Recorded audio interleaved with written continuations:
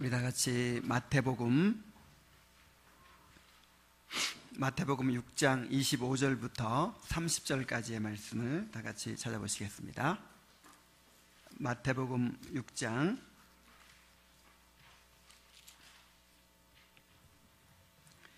25절부터 30절까지의 말씀을 우리 한 목소리로 한번 읽어보겠습니다. 시작. 그러므로 내가 너희에게 이르노니 목숨을 위하여 무엇을 먹을까 무엇을 마실까 몸을 위하여 무엇을 입을까 염려하지 말라. 목숨이 음식보다 중하지 아니하며 몸이 의복보다 중하지 아니하냐. 공중의 새를 보라. 심지도 않고 거두지도 않고 창고에 모아 들이지도 아니하되 너희 하늘 아버지께서 기르시나니 너희는 이것들보다 귀하지 아니하냐. 너희 중에 누가 염려함으로 그 키를 한 자라도 더할 수 있겠느냐. 또 너희가 어찌 의복을 위하여 염려하느냐. 들의 백합화가 어떻게 자라는가 생각하여 보라. 수고도 아니하고 길쌈도 아니하느니라. 그러나 내가 너희에게 말하노니 솔로몬의 모든 영광으로도 입은 것이 이 꽃 하나만 갖지 못하였느니라. 오늘 있다가 내일 아궁이에 던져지는 들풀도 하나님이 이렇게 입히시거든 하물며 너희일까 보냐. 믿음이 적은 자들아. 아멘. 주님은 하나님과 재물을 겸하여 섬길 수 없다, 이렇게 우리에게 말씀하셨습니다. 재물을 섬긴다는 것이 무엇입니까? 재물을 의지해서 나의 미래의 안전과 행복을 얻겠다 하는 것입니다. 나의 안전과 행복이 재물에 달려있다라고 생각하는 거예요. 그래서 재물을 섬기는 것은 재물에 대한 욕심과 뿐만 아니라 재물에 대한 염려로 나타납니다. 그러니까 더 많이 갖겠다고, 더 많이 소유하겠다고 그렇게 욕심을 내는 것도 재물을 섬기는 것이 되는 것이고, 또 재물이 없어서 미래에 쌓아놓은 재물이 없어가지고 염려에 빠져 사는 사람도 재물을 섬기는 것이 된다 하는 말이에요. 그래서 19절부터 24절까지 지난주에 말씀드렸던 본문이죠. 19절부터 24절까지에서 하늘의 보물을 추구하면서 재물에 대한 욕심을 버려라, 그런 말씀을 하셨다면은 이제 25절부터 34절까지는 이 염려 문제를 다루고 있어요. 우리가 이 염려를 극복하지 못하면 주님의 제자가 될 수 없어요. 이 염려를 극복하지 못하면 재물을 섬기는 데서 자유로워질 수가 없어요. 주님은 염려하지 말라는 말씀을 3번이나 반복해서 하고 계십니다. 그만큼 염려가 해롭다는 것이죠. 그만큼 염려를 떨쳐버리기가 어렵다는 것이죠. 그런데 주님은 우리가 얼마나 어렵고 힘들게 살아가는지를 잘 아십니다. 주님께서 이 말씀을 지금 하고 계시는데 이 말씀을 누구한테 하셨을까요? 우리보다 훨씬 어려운 경제 형편 가운데 살아가는, 그냥 하루 벌어서 하루 먹고 살아가는 그런 너무너무 가난한 그런 민중들에게 이 말씀을 주셨어요. 그래서 이 주님의 말씀은 우리에게 실제적이고 또 피부로 와 닿는 그런 교훈이 되는 줄로 믿습니다. 그래서 이 말씀을 통해서 염려한다는 게 무엇이고, 왜 염려하지 말아야 되는 것이고, 또 어떻게 염려에서 벗어날 수 있는지를 잘 깨닫게 되시기 바랍니다. 이거 한두 번 해가지고 안 될 것 같아가지고 3번에 걸쳐서 염려를 뿌리 뽑을 거예요. 자, 먼저 염려하지 말라는 말씀의 의미를 한번 생각해 봅시다. 염려하지 말라 그러셨는데, 자, 이 말씀은 염려가 전혀 없어야 된다, 그런 뜻은 아니에요.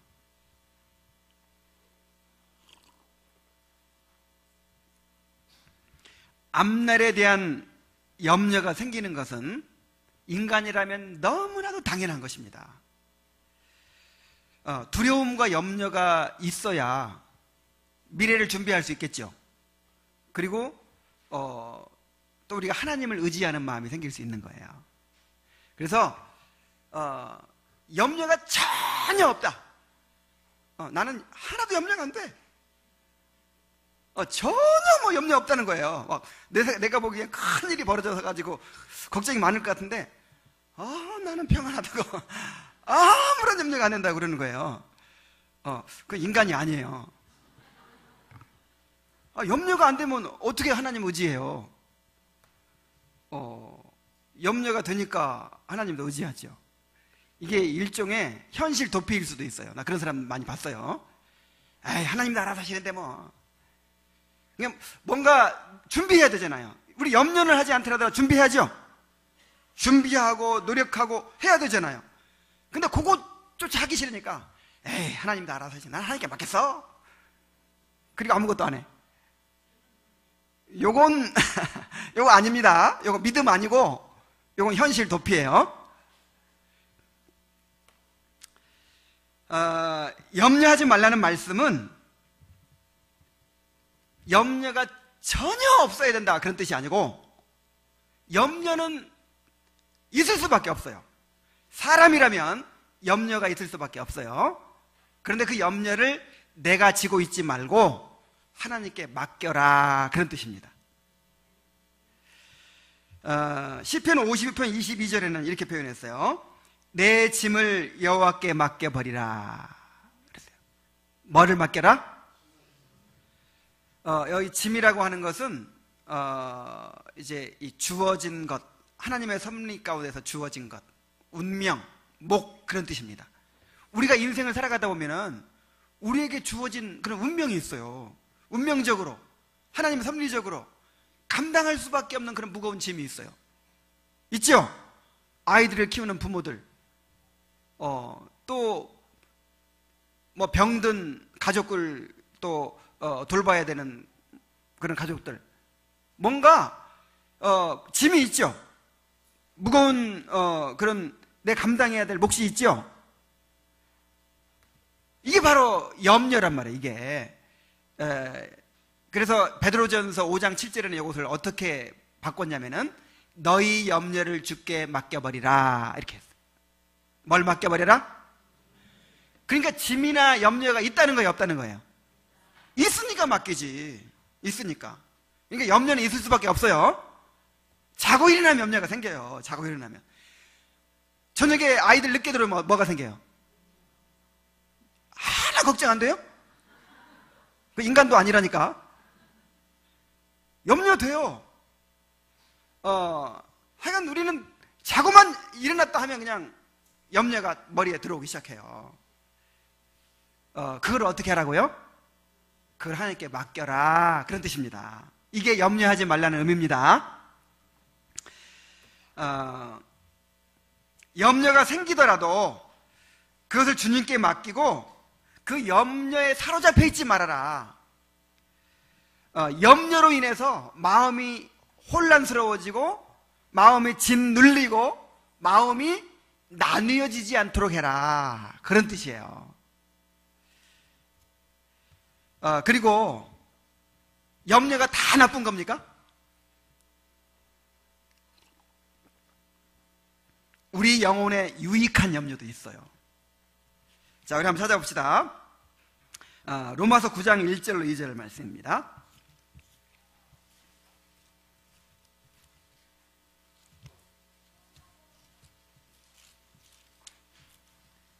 자, 바울 사도는 염려를 했을까요? 안 했을까요?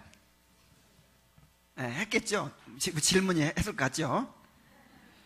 자, 눈치로 때려잡은 것 같아요. 자, 로마서 9장 1절 2절에 보면은 내가 그리스도 안에서 참말을 하고 거짓말을 아니하노라. 나에게 큰 근심이 있는 것과, 근심도 큰 근심이 있어요, 작은 근심이 있어요? 바울 사도에게 큰 근심이 있어요. 도대체 무슨 근심이 그렇게 있었을까요? 마음에 그치지 않는 고통이 있는 것을 내 양심이 성령 안에서 나와 더불어 증언하노니 나의 형제 곧 고륙의 친척을 위하여 내 자신이 저주를 받아 그리스도에게서 끊어질지라도 원하는 바로라. 그러니까 바울 사도는 엄청난 근심, 염려가 있었어요. 뭐 때문에 염려했어요? 자기 동족들이 구원받지 못한 채 저렇게 살아가고 있는 것에 대해서 이게 어느 정도 큰 근심이냐면은 그치지 않는 고통이 있는 거예요. 그래서 어느 정도냐면은 이 고통의 크기가 어느 정도냐면 차라리 내가 그리스도에게 저주를 받아서 끊어질지라도 그렇게만 될 수 있다면 좋겠다. 이게 바울의 근심과 고통이 얼마나 컸는지를 알 수 있죠? 우리 한 구절 더 찾아봅시다. 고린도 후서 11장입니다. 고린도 후서 11장 28절입니다.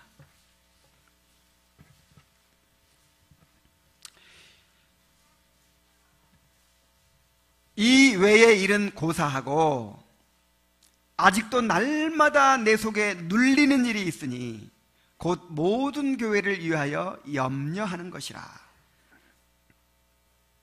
누가 약하면 내가 약하지 아니하며 누가 실족하게 되면 내가 애타하지 않더냐. 날마다 바울이 눌리는 것이 있었대요. 바울은 온갖 고난을 다 겪었는데 그런 것들은 아무것도 아니라는 거예요. 그런 것들은 뭐 매를 맞고 감옥에 갇히고 핍박받고 파선하고 무슨 위험에 직면하고 이런 것들은 아무것도 아니다. 나를 가장 힘들게 하는 것은 뭐다? 교회를 위한 염려다 그랬어요. 날마다 그 염려에 짓눌려 가지고 그렇게 힘들어했다는 거예요. 어떤 성도가 약해지면 나도 같이 약해지고, 어떤 성도가 실족하게 되면 나도 실족하게 되고, 이런 고통을 겪었다는 거예요. 바울의 염려는 어떤 염려입니까? 교회를 위한 염려죠. 다른 영혼들을 위한 염려죠. 이런 염려가 있었기 때문에 하나님께 기도하지 않을 수가 없었고, 또 하나님을 의지하지 않을 수가 없고, 하나님의 은혜를, 능력을 또 힘입게 되었던 것입니다. 그래서 이런 염려는 아주 유익한 염려라고 할 수 있어요.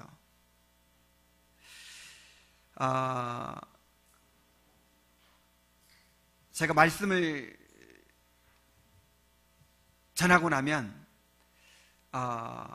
어떨 때는 빨리 하늘나라 가고 싶을 때가 있어요.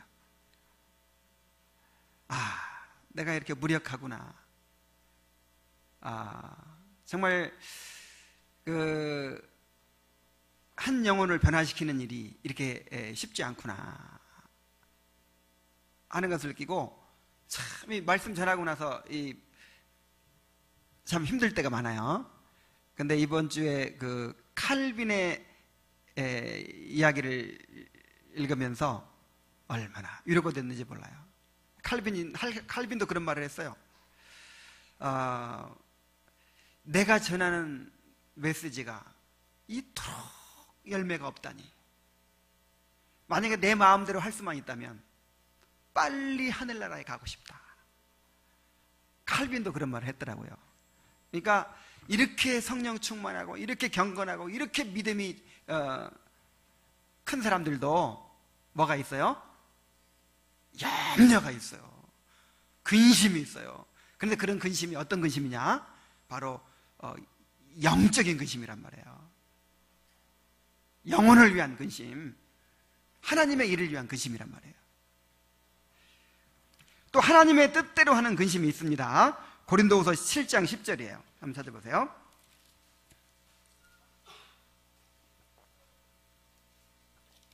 고린도후서 7장 10절.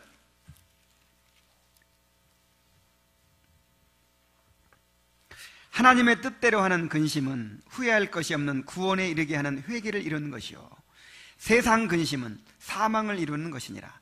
보라, 하나님의 뜻대로 하게 된 이 근심이 너희를 얼마나 간절하게 하며 얼마나 변증하게 하며 얼마나 분하게 하며 얼마나 두렵게 하며 얼마나 사모하게 하며 얼마나 열심 있게 하며 얼마나 벌하게 하였는가. 너희가 그 일에 대하여 일체 너희 자신의 깨끗함을 나타내었느니라. 자, 여기에 두 가지 근심이 나오죠. 우리 한번 따라해 봅시다. 세상 근심, 하나님의 뜻대로 하는 근심. 자, 세상 근심이 뭐예요? 온갖 세상 일들로 근심하고 염려하고 마음이 나뉘어지고 짓눌리고 그냥 영적인 일에 관심도 둘 여유가 없이 그렇게 살아가는 것을 말하는 거예요. 그 세상 근심은 무엇을 낳는다? 사망을 낳는다 그랬어요. 영적인 사망을 낳는 거예요. 만약에 여러분들의 마음이 세상 근심으로 이렇게 가득 차 있으면 결과가 뭐라고요? 사망입니다. 육신의 생각은 사망이요 그랬잖아요. 근데 하나님의 뜻대로 하는 근심이 있어요. 바울 사도가 고린도 교회 성도들을 영적으로 유익하게 만들려고 하나님의 뜻대로 하는 근심을 갖게 만들었어요. 막 책망하고 막 죄를 드러내고 호되게 그렇게 막 혹독하게 그들을 공격해서 하나님의 뜻대로 하는 근심을 하게 만들었어요. 자, 하나님의 뜻대로 하는 근심이 무엇입니까? 죄 때문에 근심하는 거예요. 내 영혼 때문에 근심하는 거예요. 내 죄가 이렇게 크구나. 아니면 우리 공동체 안에 있는 이 죄가 이렇게 크구나. 우리의 영혼이 이렇게 문제구나 하고 이 죄 때문에, 나의 영혼의 문제 때문에 근심하게 되는 거. 이게 무슨 근심? 하나님의 뜻대로 하는 근심. 이 하나님의 뜻대로 하는 근심은 결과가 뭐라고 그랬어요? 구원을 낳는다 그랬어요. 구원을 낳는다.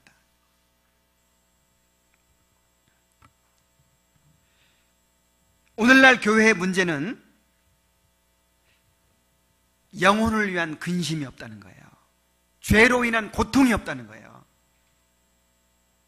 항상 기뻐하라, 범사에 감사하라, 이런 말씀을 오해하고 있어요. 너희 마음에 그리스도의 평강이 주장하게 하라. 그래서 아무 걱정도 없고 근심도 없고 항상 할렐루야 이렇게 살아가는 것이 그리스도의 삶인 줄 알아요. 여러분, 절대 그렇지 않습니다. 여러분, 맑은 날이 있으면 좋죠? 근데 항상 맑은 날이면 어떻게 돼요? 순식간에 길거리에 먼지가 풀풀 나면서 사막이 돼버리고 맙니다. 비가 와야 돼요. 반드시 비가 와야 돼요. 비 오는 날이 있어야 맑은 날이 생기는 거예요. 먹구름이 다 쏟아져 버려야 진짜 화창한 날이 되는 거예요. 그래서 애통하는 자가 되지 않으면, 심령이 가난한 자가 되지 않으면, 상한 심령을 경험하지 않으면 하나님께서 주시는 진정한 평안과 진정한 기쁨과 그런 감사를 경험할 수가 없는 것입니다. 그래서 맨날 행복하다고 하고 맨날 그런 죄로 인한 고통이 없고 애통이 없는 사람은요, 그게 하나님이 주시는 평안이 아닌 거예요. 그냥 환경이 좋아서 그냥 어떤 인간적인 위로로 편안함을 누리는 거지, 그게 하나님께 주시는 진정한 평안이 될 수가 없는 거예요. 그래서 애통하는 자가 되어야 될 줄로 믿습니다. 그래서 다시 한번 요약합니다. 예수님께서 염려하지 말라 이렇게 말씀하신 것은 세상 근심에 사로잡혀 있지 말라, 그 뜻이에요. 하나님께 맡기지 않고 내가 그 짐을 끌어안고 그렇게 살아가지 말아라, 그런 뜻이에요. 누가복음 21장 34절을 보겠습니다. 누가복음 21장 34절.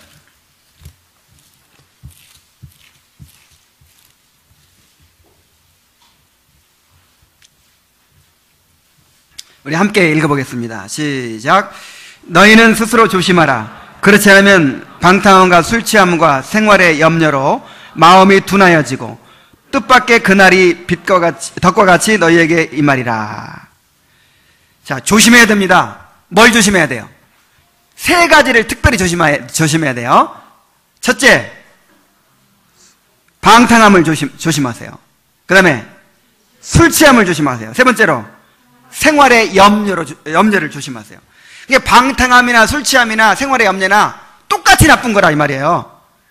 똑같이 악한 거라 이 말이에요. 왜 악합니까? 생활의 염려로 마음이 어떻게 된다? 둔해진다. 그러니까 둔해진다는 말은 눌린다 이 말이에요.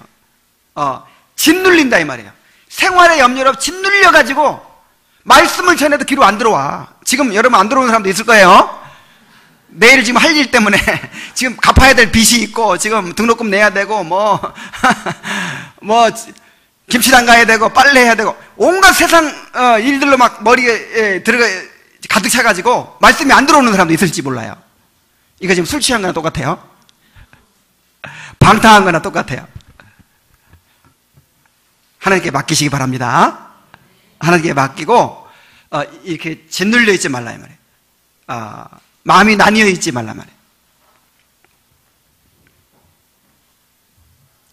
자, 그렇다면 어떻게 염려하지 않을 수 있겠습니까? 왜 그리스도인은 염려하지 말아야 되겠습니까? 그것을 이제 주님께서 아주 논리적으로 우리에게 이제 설득을 하십니다. 자, 한마디로 말하면 왜 우리가 염려하지 말아야 되느냐면 하나님께서 우리를 돌보시기 때문입니다. 25절 봅니다. 누가복음이 아니라 마태복음 6장으로 돌아가서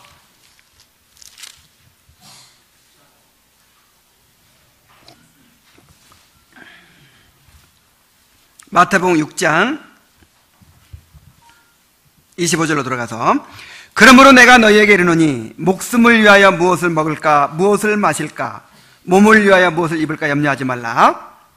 목숨이 음식보다 중하지 아니하며 몸이 의복보다 중하지 아니하냐 그랬어요. 자, 우리가 무엇을 위해 염려하죠? 목숨 부지하려고 염려하죠. 이 목숨을 유지하기 위해서 내가 뭘 먹어야 될까? 어떻게 먹고 살 수 있을까? 염려하죠. 그 다음에 이 몸을 가리울 수 있는 옷을 위해서 염려하죠. 우리가 여러 가지 생활에 필요한 걸 염려하죠. 근데 이 음식보다 뭐가 더 중요하다? 목숨이 중요하다. 그리고 또 의복보다 뭐가 더 중요하다? 몸이 중요하다 그랬죠. 자, 이게 무슨 말이냐면은 여러분, 이 생명은요 하나님께서 주장하시는 것입니다. 아멘? 이 생명은 하나님께 주관하시는 것입니다. 하나님께서 우리에게 생명을 주셨어요.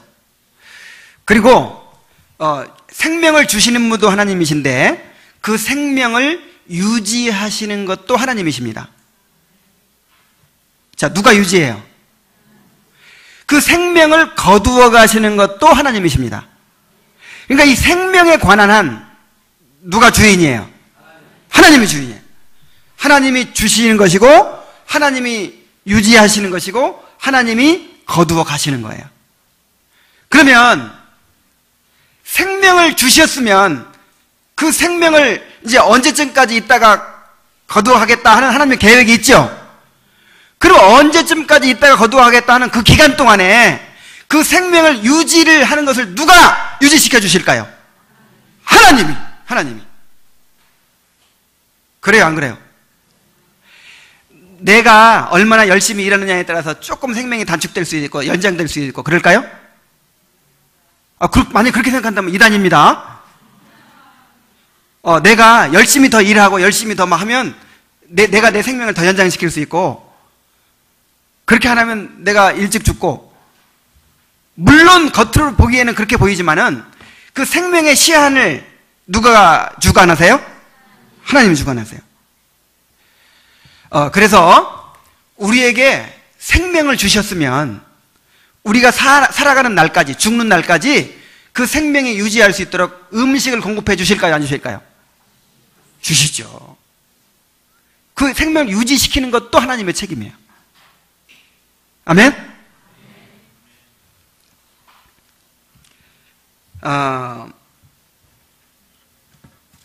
하나님이 생명을 주셨는데 그 생명을 유지할 수 있는 음식을 안 주시겠느냐 이 말이에요.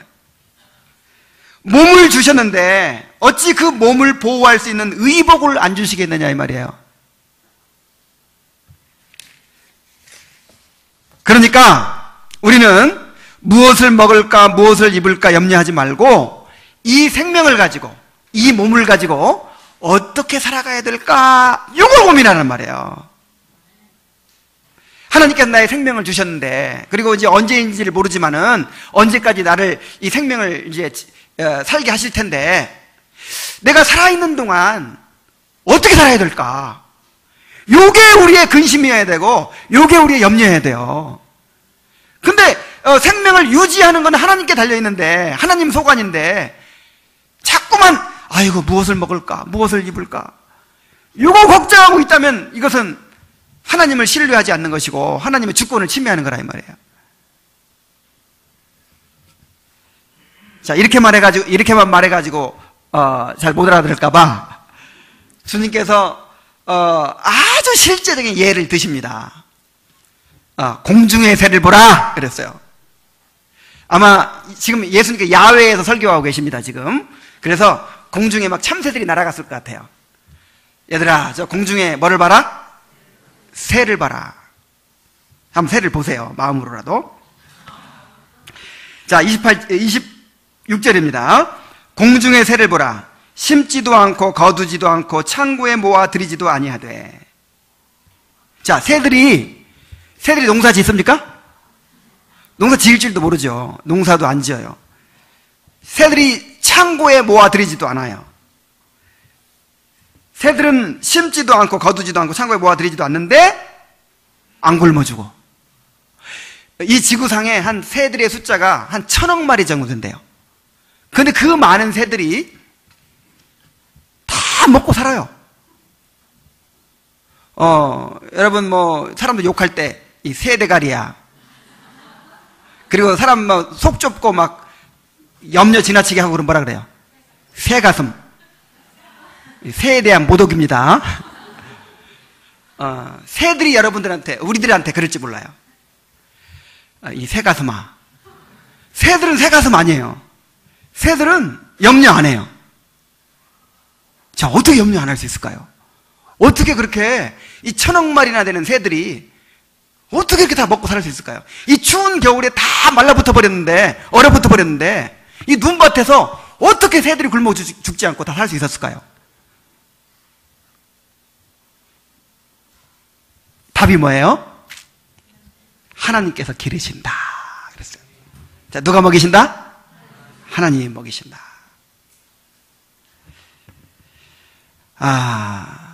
참 기가 막힌 신학을 이야기하고 있는 거예요.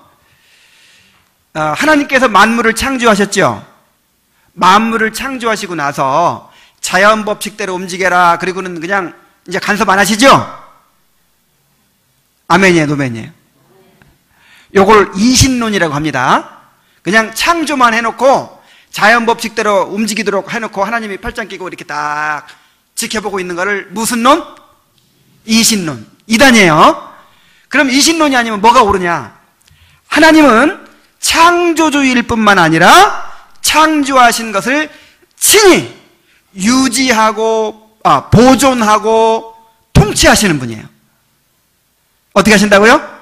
보존하고 통치하신다 이 말. 그래서 새들을 창조했죠. 자, 너희들 창조해놨으니까 이제 너희들이 알아서 살아라 이게 아니고 새들을 창조하시고 나서 그 새들을 어떻게까지 아십니까? 먹이신단 말이에요. 다 먹이신단 말이에요. 어쩌면 그렇게 기가 막히게 먹이를 잘 찾아 먹는지. 참새들 굶어 죽은 참새들이 있어요? 이 눈밭에서 어떻게 다 찾아 먹었을까요? 하나님이 먹이셨어요.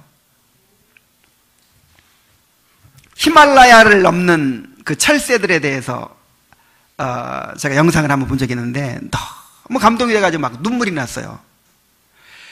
수천 킬로를 시베리아나 몽골 초원에 살던 그 이제 철새들이 수천 킬로를 이렇게 여행을 합니다. 그런데 이제 따뜻한 남쪽으로 가려면 히말라야 산맥을 넘어야 돼요. 해발 8,000m를 넘어야 되는 거예요. 여러분 8,000m 넘으려면 그냥 넘을 수 있어요, 없어요? 사람들도 장비 없이는 못 넘죠. 산소 마스크하고 막 이렇게 가야 되죠. 근데 8,000m 정도 넘으려면요, 그 바람이, 그 세찬 바람, 영하 40도, 그 다음에 그 난기류가 막, 그냥, 얼마나, 세게 막는지, 그리고 산소가 부족해. 산소가 부족하죠. 춥죠. 엄청난 바람이 있죠. 그리고 기상이 막, 수시로 변해요. 그런, 히말라야 산맥을 이제 새들이 넘는 거예요. 근데 한 번도 넘어보지 못한 어린 철새들이 대부분이래요. 이야, 근데 어떻게 넘을까요? 이제 막 그 V자 형태로 딱 대열을 지어가지고 이제 넘습니다. 막 넘어가는데 난기류를 만났어요. 그럼 후퇴를 해요. 그랬다가 또 넘으려고 하는데 또 기상이 변형해요. 또 후퇴를 해요. 몇 차례 왔다 갔다 하다가 기어이 넘어가요. 근데 그렇게 넘기 위해서 준비를 해야 된답니다. 평소에는 식물성 음식을 먹었는데 이제 그 히말라야 산을 넘어야 되는 그때쯤 이제 앞두고는 일부러 단백질만 먹는데요. 곤충이라든지 뭐 이런 거 먹어서 단백질로 이제 몸을 준비한대요. 그리고 다 잊어버렸어요. 여러 가지 미리 준비를 다 해가지고 거기를 넘는다는 거예요. 그 누가 가르쳐 줬어요? 거기에 넘어가면 먹이가 있다는 거 누가 가르쳐 줬어요? 그 길을 누가 가르쳐 줬어요? 하나님이 가르쳐 줬어요. 이야, 그래서 하나님께서 창조만 하고 그냥 내버려 두시는 것이 아니라 창조하신 것을 어떻게 하신다? 보존하고 통치하신다.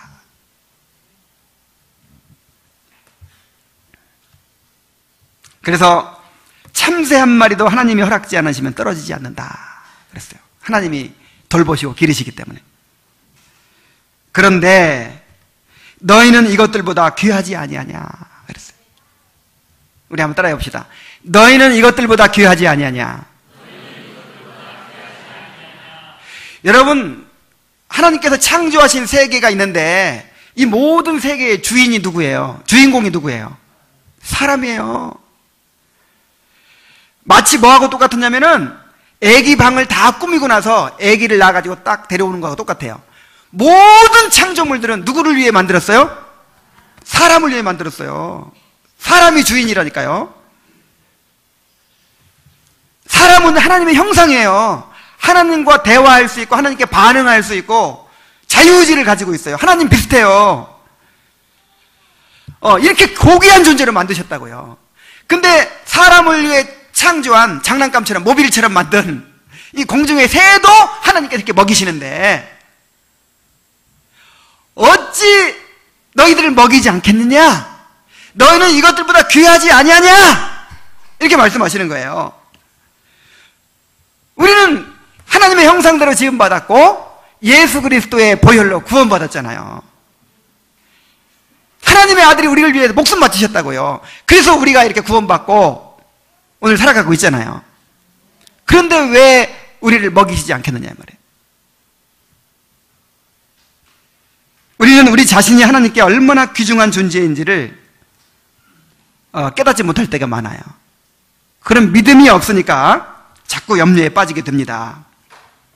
하나님이 나를 얼마나 귀중하게 보시는지, 하나님께서 나를 얼마나 사랑하시는지를 깨달으시기 바랍니다. 그리고 하나님이 내 삶을 책임지실 것이다, 나를 돌보실 것이다 라고 하는 믿음을 갖게 되시길 바랍니다.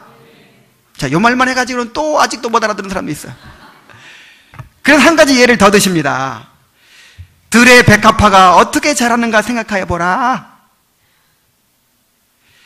예수님께서 지금 어디서 말씀하신다고요? 제가 갈릴리에 갔었어요. 저는 이제 예루살렘에도 가고 갈릴리에도 가고 막 다 했는데 제일 감동적이고 너무너무 좋았던 데가 어디냐면 갈릴리예요. 이 갈릴리는 그 이 남쪽으로, 이스라엘은 남쪽으로 내려갈수록 그냥 뻘건 흙밖에 안 보여요.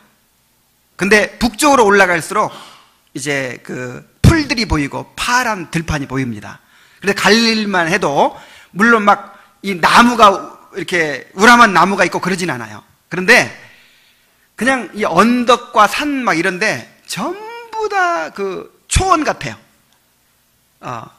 그래가지고 그 들판에 온갖 꽃들이 그냥 우리나라에 볼 수 있는 봄꽃들, 그런 꽃들이 얼마나 만발해 있는지, 그런 들판에서 예수님께서 지금 제자들한테 가르치시는 거예요.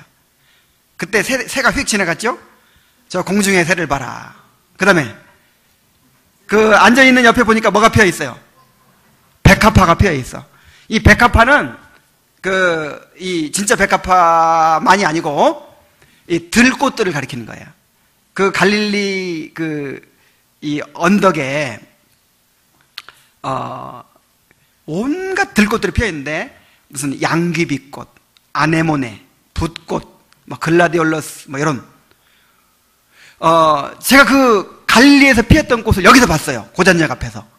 고잔역 앞에 이 조그만 언덕에 보면은 이 봄철에 보면은 무슨 꽃 피죠? 양귀비꽃. 그냥 새빨간 양귀비꽃 피죠? 그거예요, 그거. 그런 꽃들이 엄청나게 많아요. 그냥 싹 깔려 있어요. 이제 그걸 보여주시는 거예요. 저 들에 뭘 봐라? 백합화를 봐라. 생각하여 보라 이 말은 깊은 관심을 가지고 면밀히 관찰해 봐라 그 뜻이에요.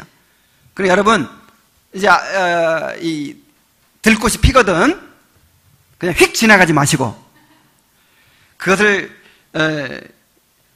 면밀히 관찰해 보시기 바랍니다. 깊이 생각해 보시기 바랍니다. 그리고 깨달으시라고요. 하나님이 주시는 메시지예요. 그게 자연 계시예요.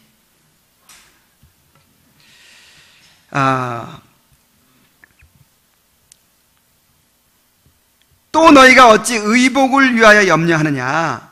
들의 백합화가 어떻게 자랐는가 생각하여 보라. 수고도 아니하고 길쌈도 아니하느니라.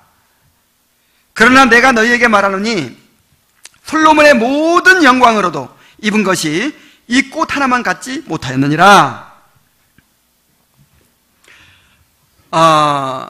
이 백합화가요, 들의 들꽃들이 뭐 수고도 안 하고 길쌈도 안 하죠. 뭐 옷 입으려고 막 배 짜고 막 그러지 않죠. 근데 얼마나 이뻐요. 그 양귀비꽃 보세요. 그 색깔이 얼마나 화려합니까? 그래서 예수님이 뭐라고 표현하십니까? 솔로몬의 모든 영광으로 입은 것이 이 꽃 하나만 갖지 못하였느니라. 솔로몬의 모든 영광으로도 이 꽃을 재현해낼 수 있어요, 없어요? 흉내낼 수 있어요, 없어요? 없어요. 그 누구도 흉내낼 수 없는 인간이 만드는 어떤 물감으로도 어떤 디자인으로도 어떤 아름다운 화가의 작품으로도 흉내낼 수 없는 기가 막힌 디자인, 기가 막힌 색감, 기가 막힌 그 아름다움으로 그 들꽃을 입혀주셨어요. 누가 입혀주셨어요? 하나님이.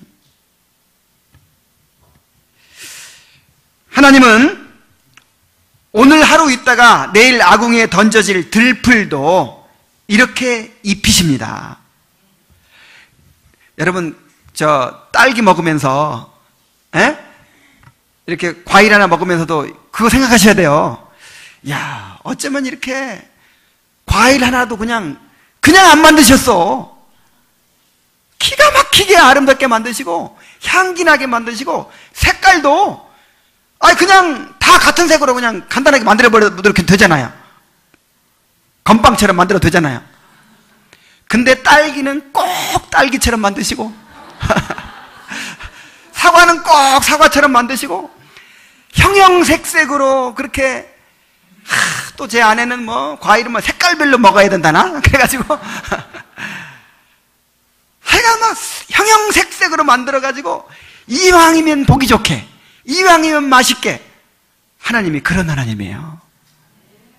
어쩌면 그렇게 들에 핀 들꽃 하나를 그렇게 아름답게 만드시냐고요.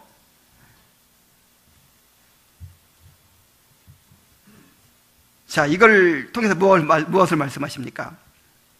하물며 너희일까 보냐 믿음이 작은 자들아. 우리 한번 따라해 봅시다. 하물며 너희일까 보냐. 믿음이 작은 자들아. 아니, 이렇게 하루 있다가 없어질 들풀도 이렇게 이왕이면 이쁘게 입히는데, 아니 그 사랑하시는 자녀들을 왜 안 입히겠냐 말이에요. 한번 봅시다. 어떻게 입고 왔는지. 혹시 벗고 오신 분 계세요? 다 좋은 옷 입었어. 지금 우리나라 사람들이 입고 있는 이 옷이요, 지금 이 서양 사람들도요 이렇게 안 입어요. 이 미국 사람, 유럽 사람들도 이렇게 못 입는다니까요. 지금 최고로 잘 입고 오셨습니다. 얼마나 잘 입고 사는지를 알아야 돼. 잘 입히고 계시는 것만 지금 하나님이. 그래서 이런 거 보고도 하나님을 못 믿으면 어떤 사람이라고요? 믿음이 작은 자라고요. 들꽃 하나를 보면서도 이야, 하나님이 이렇게 입히시는구나. 그 나는 어려운하시겠어. 저 공중 나는 새를 저렇게 먹이시는구나. 아이고, 나는 뭐 천국 데려가실 때까지 배 터지게 먹이시겠구나. 이렇게 못 믿으면 믿음이 작은 자예요.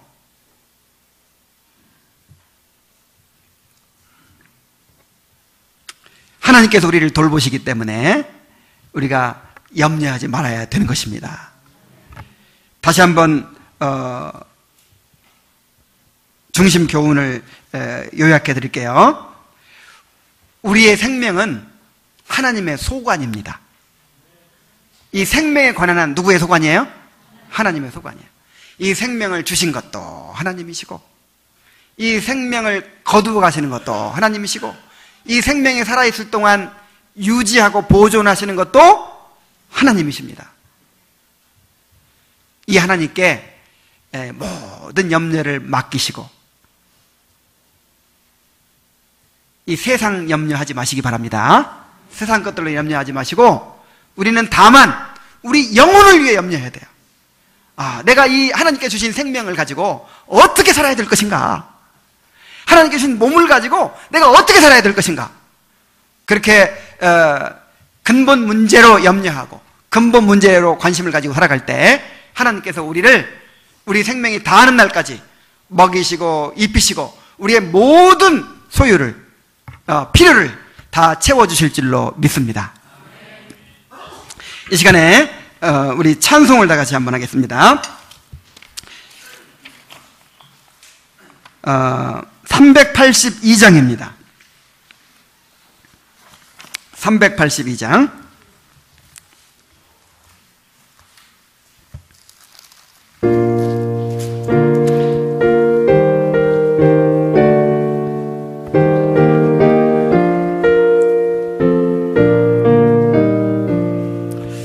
너는 심 걱정 말아라.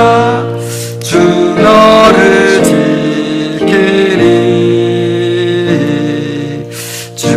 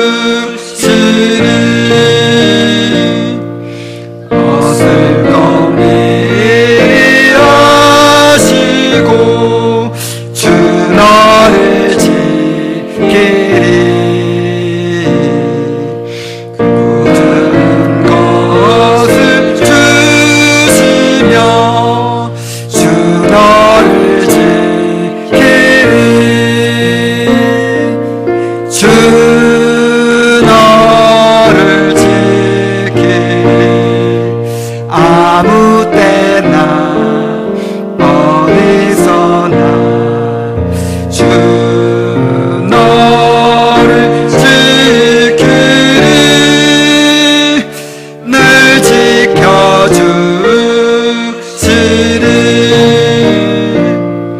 어려운 시험 당해도 주 너를 지키리. 구주의 품에 거하라. 주 너를 지키리. 주 너를 지키리. 아무 때나 어디서나 주 너를 지키리. 늘 지켜주시리. 아멘. 자, 우리 통성으로 한번 기도하겠습니다.